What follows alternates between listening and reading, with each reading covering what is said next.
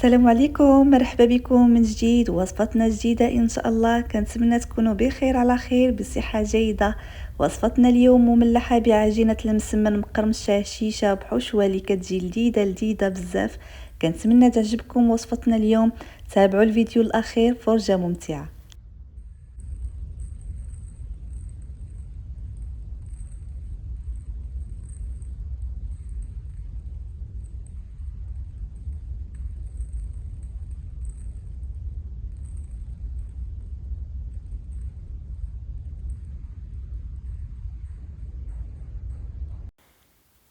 بسم الله على بركة الله. غادي ندوزو للمقادير والتحضير لعجينة المسمن. غادي نحتاجو 4 المعالق كبار ديال زيت نباتية، والقليل من الخميرة الخبز،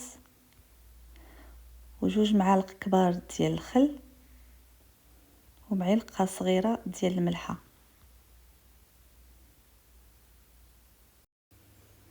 الدقيق انا وضعت كيلو ديال الدقيق. نتوما تقدروا تقسموا المقادير، ديروا غير 500 غرام ديال الدقيق. من بعد كنضيف الماء بهذا الشكل، كنضيف الزلافه الاولى وكنبدا كنجمع العجين، وكنبدا كنضيف الماء بالتدريج، ما كنضيفوش الماء دفعه واحده. من بعد ما تجمعت لي العجينه، هذا هو القوام ديال العجينه، كيكون رطب في نفس الوقت ما كيتلصقش باليدين. كتجمع العجينه ما كتدلكش مزيان، غير كنخدموها شويه صافي، كنخليوها ترتاح. كما كتعرفوا راه العجينه ديال المسمن شحال ما ارتاحت راه كتعطي لنا النتيجه احسن. كندهن الاناء ديالي بالزيت وكنوضع فيه العجينه وكنخليها ترتاح، وكندوز للحشوه.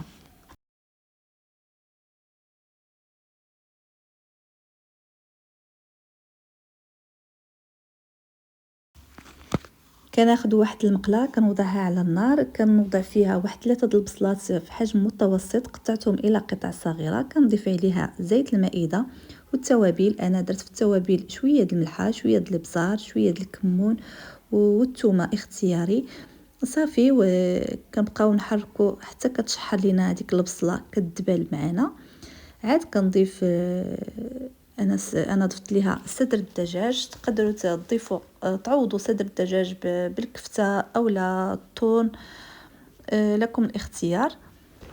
صافي، انا ضفت هنايا صدر الدجاج، غادي نخليه حتى هو يتشحر مع البصله. غادي نضيف كذلك قطع من الفرماج. تقدروا ديروا اي نوع الجبن بغيتو، انا درت جبن مثلث. من بعد ما ضفت قطع الفرماج على الحشوه وهي باقه على النار حتى كيذوب لينا الجبن. صافي، كنحاولوا نذوبوا هذاك الجبن في الحشوه، وكندوز للعجين. غادي تكون ارتاحت معنا، وكندوزو باش نشكلوا العجينه كما كتشوفوا معايا. كل ما ارتاحت معنا العجينه كنتحصلوا على نتيجه احسن. هنايا العجينه غادي نقسموها على 8 قطع اللي كيكونوا بحجم متساوي. كناخذ هنايا واحد اللاطه كندهنها بزيت المائده، كنوضع فيها الكويرات، كندهنهم حتى هما ايضا بزيت المائده، وكنغطيهم بالسلوفان. كنخليوهم يرتاحوا واحد 10 دقائق ونمروا لباقي المراحل. كنحتاج معايا هنايا الزيت وزبده مذابه والنشا. كندهنوا سطح العمل بالقليل من الزيت. تناخذ الكرة الأولى كنسرحها على هذا الشكل، كنسرحها مزيان.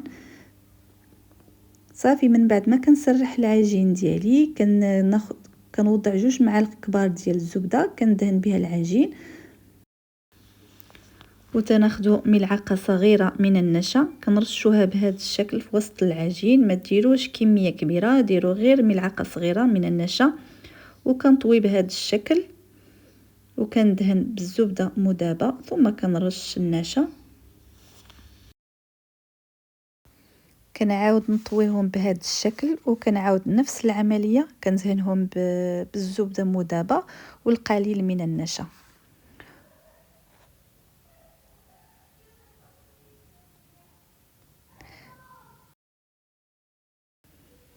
وكنبدا ندور في هذه المسمنه بهذا الشكل. ما تنسونيش اخوتي بالبارطاج. اذا كنتي اختي اول مره تشاهدي القناه اللي هي قناتكم فمرحبا بكم، ما عليكم غير تضغطوا على زر الاشتراك وتفعيل الجرس باش يوصلكم كل جديد. وشكرا للاخوات اللي هما معايا من بدايه القناه. كنشكركم عفوا جزيل الشكر. كنشكركم ايضا على التعاليق ديالكم محفزه اللي هي تخليني كنزيد القدام.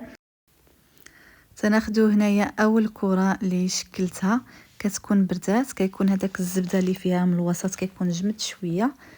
بالنسبه للزبده تستعملوا اي زبده متوفره عندكم، زبده حيوانيه او زبده الطريق، يعني اي نوعيه يمكن لكم تستعملوه. كل وحده كنقطعها على جوج على هذا الشكل. كنستمر على هذه الطريقه حتى نقطع كامل العجينه اللي عندي.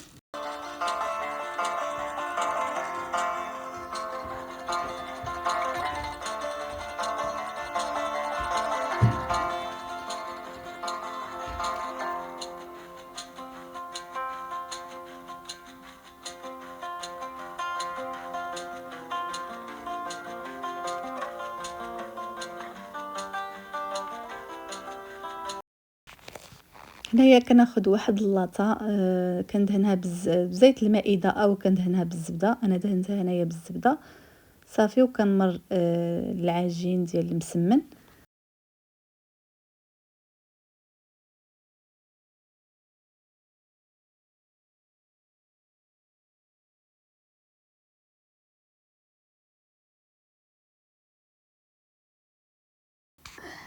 سناخدو واحد الاناء او زلافه او طايه بحالي انا هنايا كيكون غارق شويه بهذا الشكل.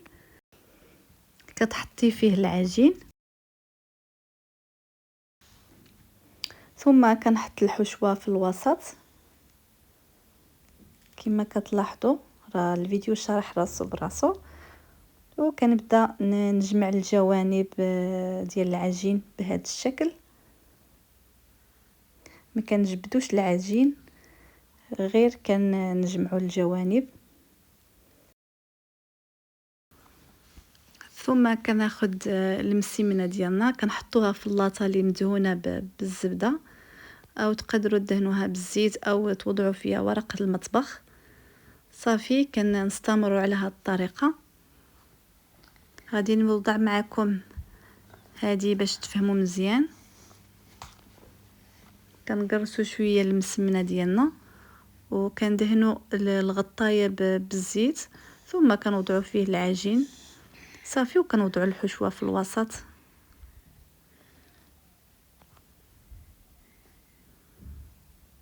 طريقه سهله صافي. من بعد كنبداو كنجمعوا الجوانب.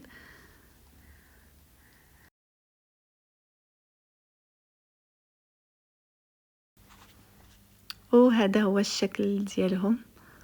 صافي كنبسطها شويه، كنوضعها في اللاطه اللي مدهونه بالزبده، كنزيد كنبسطها غير شويه بيديا صافي. ومن بعد ما كنبسطهم غير شويه كندهنهم بالزبده مذابه.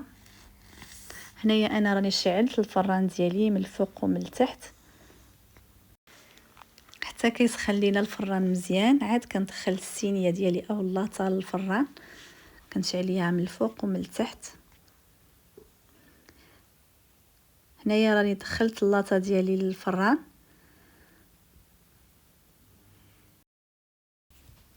هذا هو الشكل النهائي ديال المسمنه ديالنا.